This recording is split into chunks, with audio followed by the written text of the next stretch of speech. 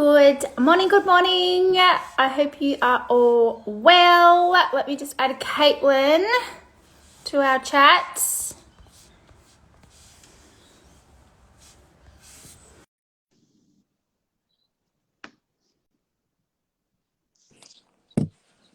Hello. Oh, hello, my girl. Oh, where are you? There you are. Hi. How Hello. are you? Good, babe. How are you? Good. I don't know what's going on here. Okay. Good. How's your week? How's my week? Yeah. Amazing. It's been Good. really good. How's yours? Yeah, not too bad. That's good. That's good. Good. Perfect. Okay, we'll let a few more people jump in. But today, emotional eating. This comes up all the time, doesn't it? Fun. It's a big Awesome. It is. Yeah, so I mean, obviously there's a lot of different components to it. And I think it's really good that both of us kind of come at it from a different angle, from a coach perspective as well, which is cool. So I guess like just breaking down what it is, I think that it's the way we kind of suppress or soothe our negative emotions with food. And a lot of people tend to turn to food when they are kind of in that state. Yes. I think that, even things like boredom play a role in it. So it doesn't even necessarily need to be like a negative emotion. It's just like a state that we're in, and we turn to food for comfort. And now I find that someone actually said to me once that when we're children, like that's how we learn that food is comfort, right? Like even as a baby, when you're crying, your mum will feed you. So like we're taught from a very, very young age that food is comfort. So it makes sense that people turn to food for comfort when they are in an emotional state. And I do think there are obviously a lot of triggers, and to be honest, just general life can be a trigger. Absolutely. Sorry, I've got something like in front of me. So funny. I'm here. I'm present. I'm here. I'm good. Yeah. So like general life, general stresses, work stress, relationship conflicts, fatigue, not sleeping enough, financial pressures, like health problems. There are so many different things, obviously, that can put us in an emotional state. And when we are so ingrained to turn to food for comfort, that's when I think we get this emotional eating situation. And a lot of people, I don't think quite understand why they do certain things, and probably don't look into the actual source of the problem enough. And it's a spiral, right? Like we're emotional, we eat, we then feel guilty, we feel like shit, we keep eating. Like, it just goes round and round and round. Is that kind of how you see it? Yeah, definitely. Like there's the triggers, and then there's the comfort, and then people use it as a reward as well, which is just as much emotional eating as well as just doing it for a comforting thing. So I definitely agree. It's very multifaceted. It's very different for everyone. This is where it's always great to just be asking the client questions to find out more about history and that sort of thing. Sometimes it's a bit of a control thing as well. So like if we were to break it down, babe, let's break down maybe like some of the basics, and then you've got like the psychological component to it, and then the physiological component. So like the inner health and that sort of thing, which is what I look at a lot too with my girls. So like, I suppose if we were to look at the basics, like I think it just comes down to developing more self-awareness. People have got terrible self-awareness. So whether this is starting to keep a journal, like I know you and I both get our clients sometimes to journal around health markers, emotions, why things are happening, to help to help not only the client recognize what's going on from a symptom point of view or as an emotional point of view, but helps us. The more we know, the more we can help the client too, and we can recognize those triggers. Yeah. So there's the self-awareness, but then I think the other side of it as well is clients need to get really clear on their why, because if you're 100% aligned with your goals and congruent with the path that you're on, then it's so much easier to not fall prey to the bullshit which keeps you in that vicious cycle. 100%. And a lot of the time for me, I feel like there's a self-sabotage element to emotional eating. And I say it like this because it's not that I don't believe it is actually a thing, but I do believe that we have so much more control than what we actually give ourselves credit for. Yeah. And a lot of people fall victim to emotional eating. Yeah. When you're in control of your emotions, you have every ability to address how you're feeling, to take a second and actually understand what's going on, and then to choose how you deal with that. And if choosing to eat or binge eat or emotional eat or whatever it might be, you know, you are in control of that pattern. And so it's something that we need to address. We need to understand the root cause of it and then kind of go from there. And I think a lot of it has to do with hunger cues as well. You know, we eat to kind of feel fulfilled sometimes when we're not feeling great. And most of the time we're choosing foods that are not going to help us when it comes to how full we actually feel. Yeah. And so we'll keep eating and we'll keep eating so that we actually feel sick. Yes. Yeah. And then we feel like shit because you know, you've either fallen off track and you've gone kind of on a different path for the day, or you know, it actually hasn't helped you feel any better emotionally. And then, you know, it's just that vicious cycle. I think we start talking to ourselves. You know, we feel like we failed. It's just, it's ongoing from there. So absolutely. With my clients, you know, it's really important if they do feel like they've had a situation where they have, you know, been in an emotional eating state, that they contact me, that they use me as support, and that we actually dig deeper than just what happened and how to move forward. It's going back to, well, why did we start feeling like that? And, you know, what were the triggers that obviously made you feel like that? And then at what point did you think that food was going to make that better? Yeah, definitely. Yeah. And that's where it just comes back to asking the questions and the client developing more self-awareness. And like, if I just backtrack just to touch on some of the things that you were saying, and you always have the choice. Like, at the end of the day, these are behaviors, and these behaviors have just become really strong and ingrained. And you have the power and the ability to choose to change your behavior if you wish to. Yeah, 100%. And if anyone didn't read, was it last night you put a post up, babe? Yeah. Yes. The days all just roll into one.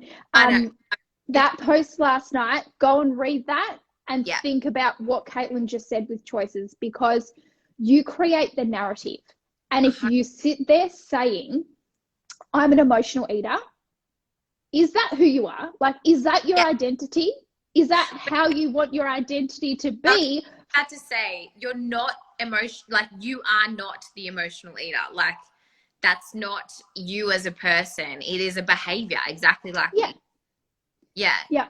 So this is where, when we talk about breaking up with the bullshit that's no longer serving you, it's your internal dialogue. It's the way you talk to yourself. Because if you continue to go, oh, that's just me, oh, I've done that forever, that's just how I am, cool, how is that going to change? Like, that's serving you. Like, is that action pushing you towards the person that you actually want to be? Is that behavior serving you in the long term? And if it's not, why do you keep choosing it then? Yeah. It's a choice. It is a choice. Absolutely. Time you have a decision to reach for food or not, and you're choosing that. So why? Again, it comes back to exactly what you said, being so much more self-aware on how you're actually showing up for yourself and understanding those patterns and changing them, making the choice, because you are in control. Yes, absolutely. And if I take this one step below that, and I won't go into this too much, but what I might actually do is tag a good friend of mine, Chantel, who could help with this. And this is, if you keep choosing that, there's a reason you keep self-sabotaging. It's you're actually fearful of failing. It's that you don't believe you're worthy of whatever the end goal is. There's another layer, and I'm not going to go into that, and that's all your NLP stuff. But that shit there, you need to get clear on that, because this is where we talk about the self-awareness and journaling and all of that. You can figure it out on a superficial level. Oh, my boss was a dick today, and so I just fucking ate a bag of Maltesers. Great, cool. That's self-awareness. But why? Yeah. Why did you let that impact you so much? How can you have better coping strategies? Blah, blah, blah, blah, blah. So there's it's very multifaceted, and this is where Caitlin and I can help you to one point of the journey, and then maybe you need to figure your own shit out beyond that. But from a psychological point of view, that's where you need to start looking and start to go, cool, all right, I'm actually going to deal with this. Yeah, I have come from being a bigger person. And initially in my weight loss journey, it was such a big thing for me. I would have a really good week. I would, eat clean, and then I would completely self-sabotage and emotionally eat over the weekends or binge eat or whatever it might be. And honestly, it was because I couldn't get past the fact of maybe I don't deserve to look and feel good. Maybe, I'd become so comfortable with being the bigger person. That was your identity. That was my identity. So anything else other than that was so scary that I was like, I can't deal with it. But until I actually addressed that part of it, I was going to keep going in that same spiral. Yes. And people. I love this.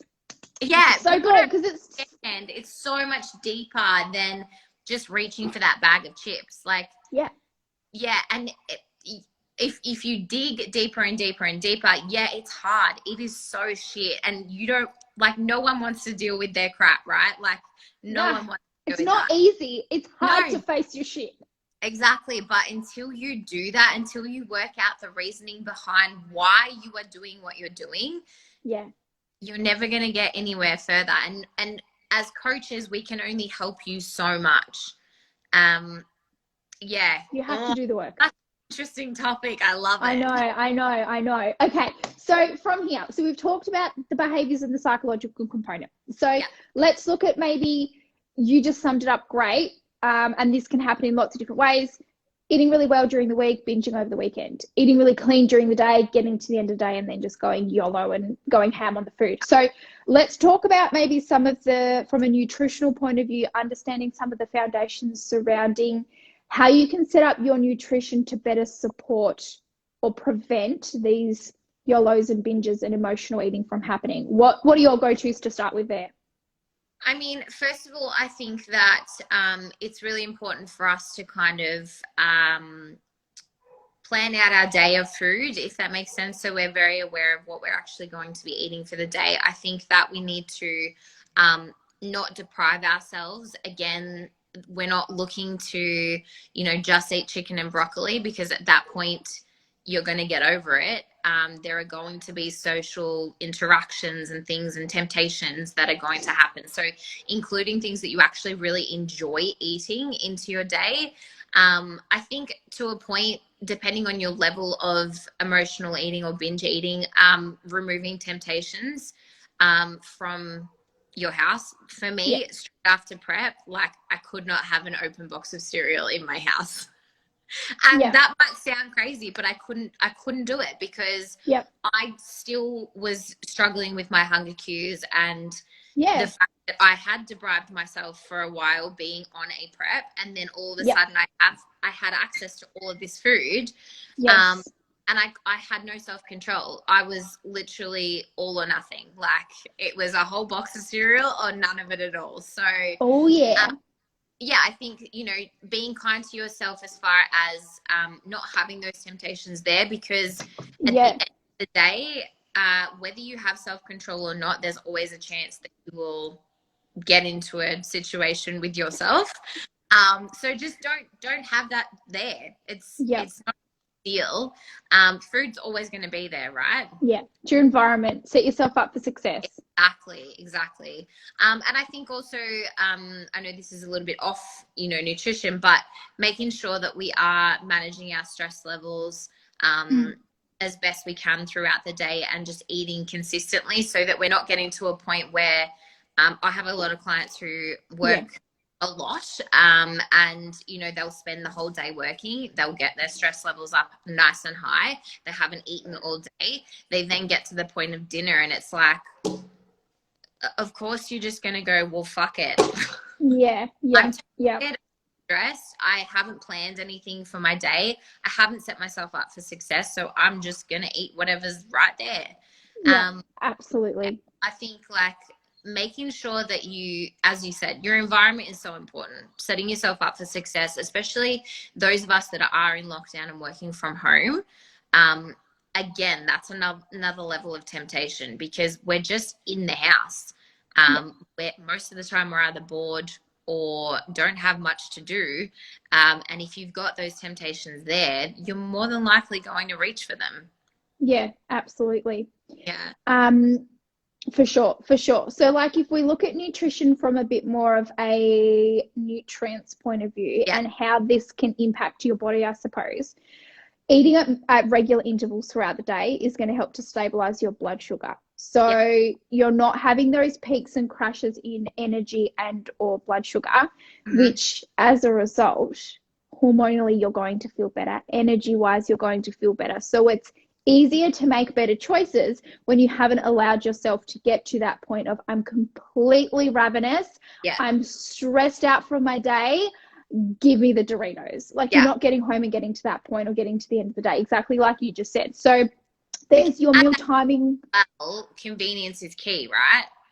Like, you're not gonna, if I have the choice and I'm stressed out of my brains, I'm tired, I'm emotional, and I have to still cook my dinner, I'm going for a bag like of chips, and I open it, I put my hands in, and I eat.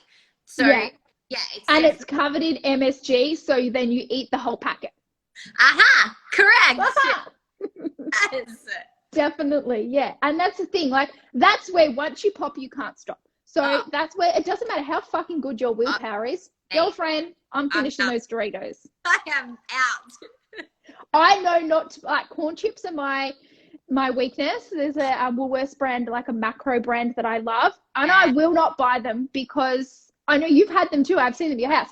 Because if you can't buy them, because then it's like, oh dear, whoops, what happened there? It's like you had a snack accident. Like, you and I are very self-aware. We have self-control when at the best of times, but there's always something that is going to be your downfall. And I think it's just a matter of accepting that no one's perfect. No. You know, it's not going to happen. If there's something you enjoy, sometimes you're just going to have that moment where you have to eat the whole bag. Oh yeah. Yes. Yeah. So, like, if we look at maybe giving some suggestions for this is what I do with my girls. So number one, meal timing, meal frequency. Let's fix that, because if you're just letting yourself get hungry, good luck. Number two, nutrients. So we know that protein and fats are going to help with your satiation levels. They're going to help you stay fuller for longer. They're slower digesting. When they're slower digesting, you're not getting that big peak crash of your blood sugar. So that's going to tie you over to your next meal. Fiber in your meals. This is where your grains and your vegetables and your fruits are all going to be super, super helpful. There's nothing inherently wrong with having your higher GI carbohydrates at times in the day. Pair them with some protein or pair them with some fats so that you're not getting that big spike and crash in your blood sugar. Because honestly, if you can stabilize that, and this works hand in hand if we talk a little bit more physiologically now, hand in hand with your cortisol. So your cortisol is your stress hormone. So when your stress goes up because you've had a crazy day at work, and then meal timing's been really up and down, and then in the afternoon you just grabbed a chocolate bar just to tie you over, your body there's this inverse relationship where it's just constantly having to manage blood sugar, cortisol. When one goes up, the other one goes down, and vice versa. So this is really hard to have great willpower when you've not stabilized anything. So be organized in advance with your food. And there's so many things Caitlin and I, on a very basic level here, coach our girls through to set them up for success. This is your behaviors, your environment, all of your 101s. Yeah. But at a hormonal level, we need stability. If you're letting this happen, it's really, really hard. And then this is the same for, I keep getting asked, what cravings have you had while you're pregnant? And I'm like, well, I don't know. Like, I haven't really had any. I'm not saying that women don't, but I am going to say this comes back to your choices at the beginning of the day, earlier in the day, throughout the week. Because I know if I choose to have skipped a meal or chosen something that's not nutrient dense and not going to give me like slow digestion, satiation, all of those things, it's going to set me up for a shit time later in the day. So it's not that I was just craving that. It's that my choices and my behavior earlier in the day were indicative of what happened later.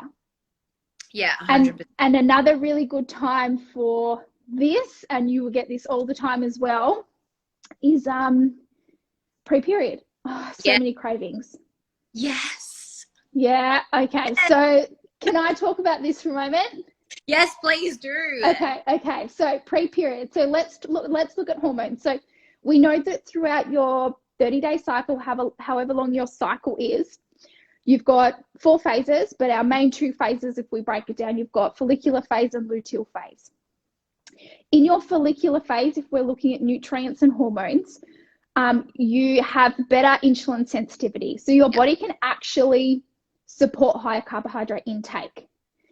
In your luteal phase, the second phase, this is where women often start running into issues, or your PMS or your cravings or whatever, a few days out from your period. This is where you're actually less insulin sensitive. So this is a great time to stabilize blood sugar and cravings with a higher protein, higher fat diet. You can still include carbohydrates, absolutely, but just pair them with your fats and your carbs to help support the release and the digestion of them, so you're not getting the peaks and the crashes. So that's one component of it. Then another component of it is magnesium. So the classic, I'm craving chocolate before my period, and then it just being a binge. This is usually I'm sorry, it's not. Like every single time I had my period. Okay. Like, why does we all have our period to do that? I don't understand why that's a free pass. It's a free pass, isn't it? Hey. And that's because they've allowed themselves to call it a free pass. It's okay, I had my period. Yeah.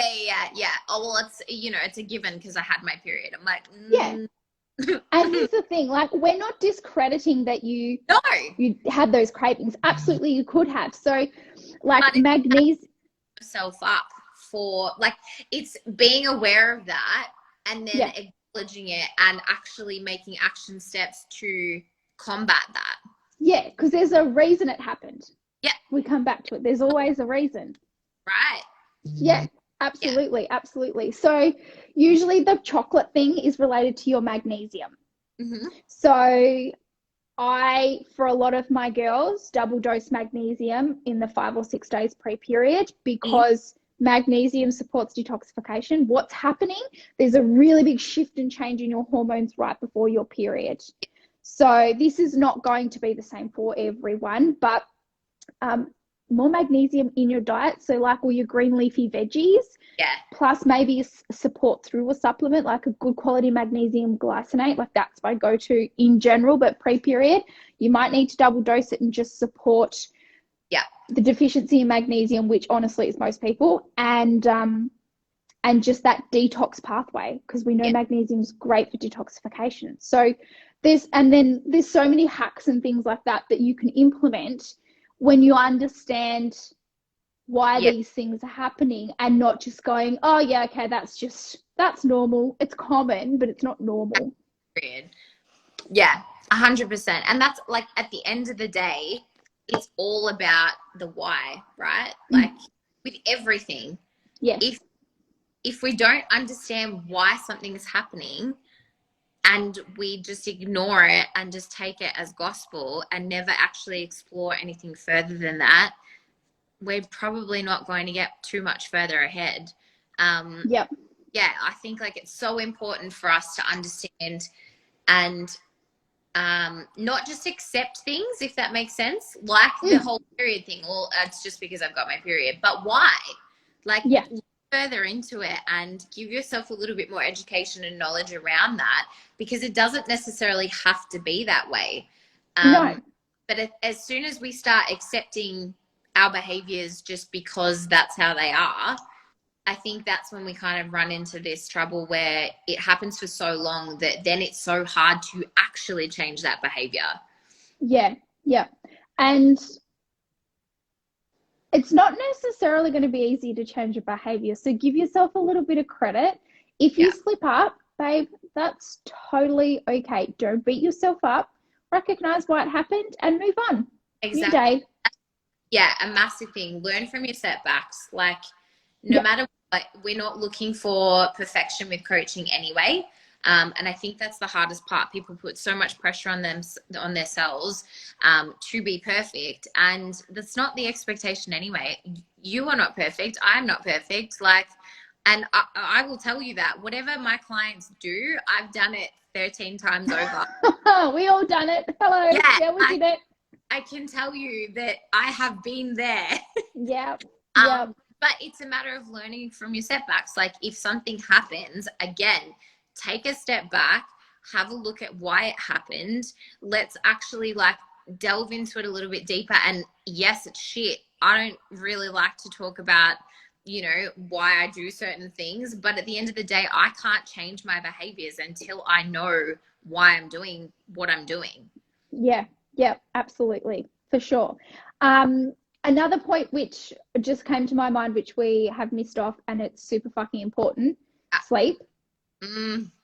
So, like, obviously we know if we have a poor night's sleep and then we maybe have a few of those and we've got a bit of sleep debt, it's hard to be motivated. It's hard to have self-control. It's really hard to stay on track.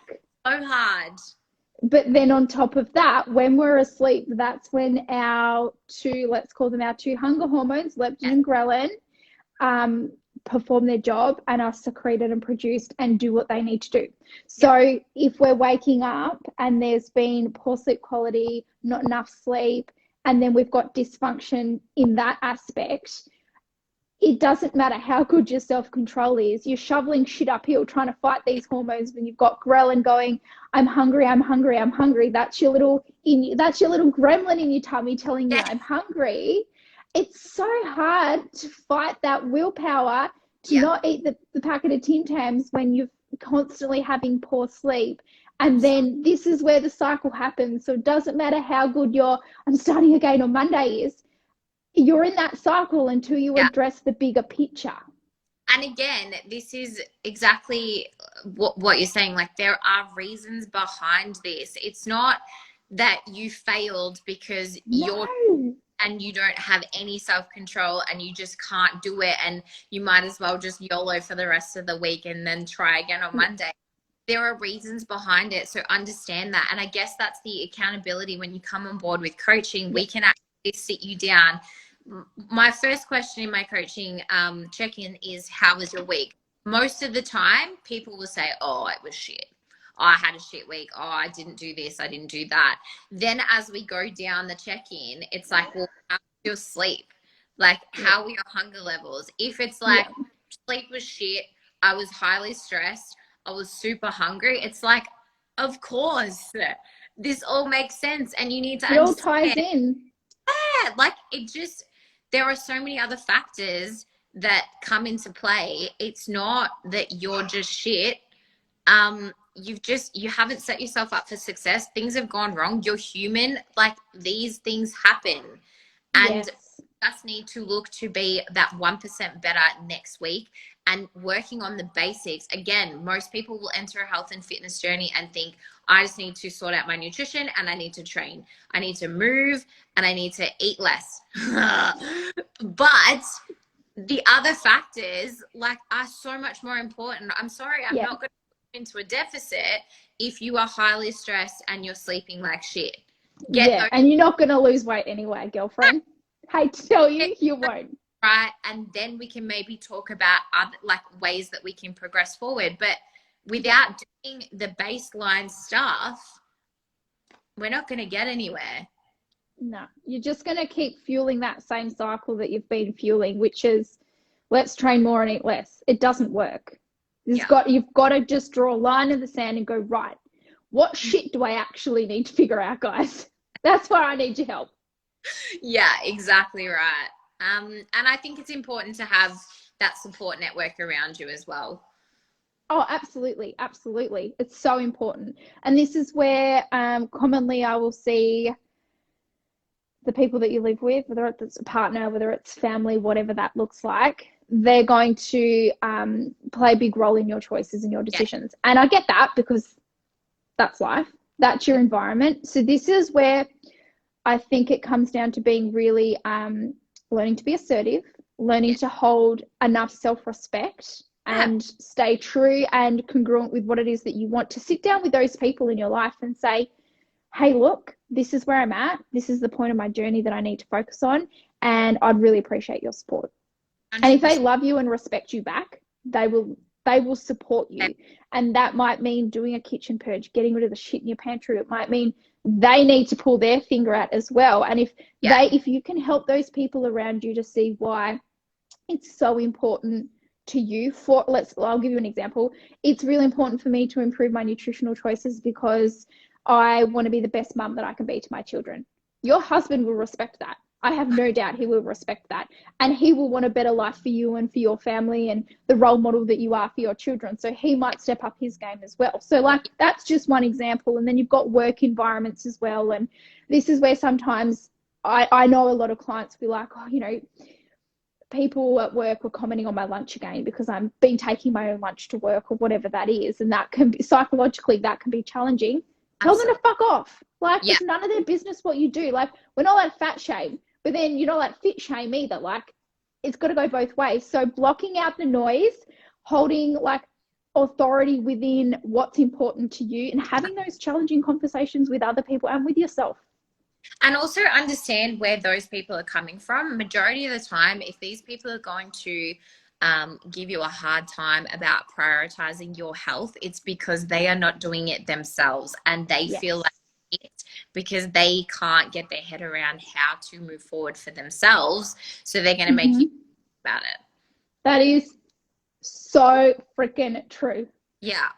And people relay their own shit that they feel onto other people. So when something, this is a bit of a side note, but when something triggers you, don't look at them, look within yourself as to why it triggered you, because there's a reason and it's something you need to deal with internally.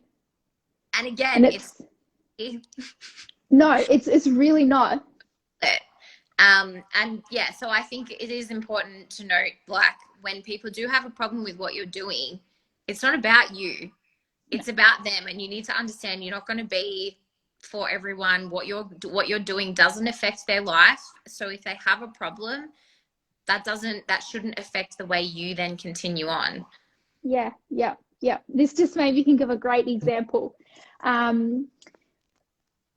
This is going to sound awful. It's not awful, but like, I'm over my years, I have gotten, my space is a sacred space. I don't just let anyone in. My close friendship circle, if our morals and values don't align, and they might have to start with, but then down the track they might not, I break up with you. Or the friendship grows apart, like whatever. That's total part of being in life and being an adult and whatever. Yeah. But in my must be my first comp prep. My best friend at the time, she used to criticize everything I did. Oh, you're looking way too skinny. Oh, you're looking way too muscly. Or why are you eating that? And at the time, I've got a pretty thick skin, so I just used to brush it off. But now looking back at that, that was her own insecurities pushing out on me. And I never understood that back then. But people will try and put you down. And that's why you've got to be so clear on what's important to you and why. Yeah. And that's all that matters. No one else's opinions and judgment hold any value if you're true with what you want and what's important to you. Correct. And understand as well, it is not selfish to put yourself first. It is not selfish to have goals and to be pushing for those, if it upsets people. Like, what you want, it's okay for you to go for it. And it doesn't, we're not going to, like, not everyone's going to be happy about it. But again, it is more of a reflection on them than it is on you when you're going for something and they can't support you on that. Yep, 100%. Well, we could talk about this all day, couldn't we? I feel like this could go on forever, so we should probably cut it where it is. We will. Let's summarize so that everyone's like sweet with where we're at. So from a psychological point of view, look at your behaviors, maybe start a journal, look at your stress, like sleep. There's those lifestyle things as well. Look at, from a nutritional point of view, look at your nutrient choices. If you don't want it, don't buy it. Proteins and fats to stabilize blood sugar. You can still have carbohydrates, absolutely, we need them. Look at what you're eating them with. Look at the types of carbohydrates you're consuming. And then you've got, from a physiological point of view, hormones play a big role in this. So like, what's happening in your cycle? How can you support your hormones coming into your period? Hormones throughout the day is your meal timing, your meal frequency, your food choices. All of these things play a role. Have I missed anything? No, I don't think so. Don't go shopping when you're hungry, for one. And food's always going to be there, so don't feel like you need to stockpile things. It's actually very human and normal to not have some self-control with certain things. So, to not have them is not a big deal. And also, obviously, just stepping back and remembering your why, making sure that you're very aligned. And I guess dig deeper into your shit. When things happen, let's learn from the setbacks, talk about it, reach out for support, and actually understand why you're doing what you're doing, because that's super Absolutely amazing. Rianne made a comment earlier, so thanks, amazing lady, for that. About sugar and willpower. It's hard. It's freaking hard. Who else did we miss? Australian Beauty Boss. Yes, we love you. And thanks, Ruby. Amazing. We love sharing all of this with you. So next Monday, we'll put another Q&A up on the page, on the story. So if you've got any questions or topics you want us to cover, drop it in there. But otherwise, that's us done, isn't it? Yeah. I'm excited. Sweet. Let's do it. Awesome. Thanks, guys. Thanks, guys. Thanks for joining us. We will see you next week. And thank you, my babe. I hope you have a great day. You too. Thanks, darling.